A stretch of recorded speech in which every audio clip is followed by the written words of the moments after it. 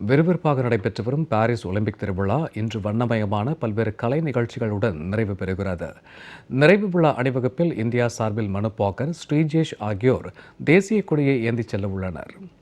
France தலைநகர் பாரிஸில் 33வது Olympic போட்டி கடந்த ஜூலை 26ஆம் தேதி தொடங்கி நடைபெற்று வருகிறது. இதில் 206 நாடுகளைச் சேர்ந்த 10,714 வீரர் வீராங்கனைகள் பங்கேற்றனர். துப்பாக்கிச் சுடுதலில் 3 வெண்கலம், மல்யுத்தம், ஹாக்கியில் தலா 1 வெண்கலம், ஈட்டி எறிதலில் 1 வெள்ளி என 6 பதக்கங்களோடு பதக்கப்பட்டியலில் இந்தியா 71ஆம் இடத்தில் உள்ளது. இந்நிலையில் பாரிஸ் ஒலிம்பிக்கின் கடைசி நாளான இன்று தடகளம், மல்யுத்தம் உள்ளிட்ட 9 விளையாட்டுப் போட்டிகள் நடைபெறவுள்ளன. இப்போட்டிகள் அனைத்தும் நிறைவு பெற்ற பின்னர் இந்திய நேரப்படி நள்ளிரவு 12:30 மணியளவில் பிரம்மாண்டமான நிறைவு விழா நடைபெறவுள்ளது.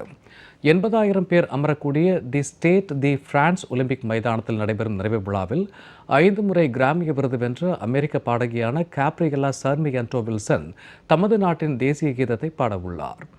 மேலும் 100க்கும் மேற்பட்ட கலைஞர்கள் கலந்து கொண்டு நடனமாட உள்ளனர்.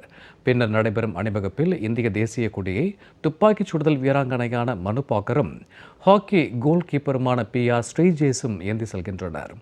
இறுதியில் ஒலிம்பிக் கொடி இறக்கப்பட்டு அடுத்த ஒலிம்பிக் நடைபெறும் லாஸ் ஏஞ்சலஸ் நகரின் போட்டி அமைப்பாளர்களிடம் ஒப்படைக்கப்பட உள்ளது.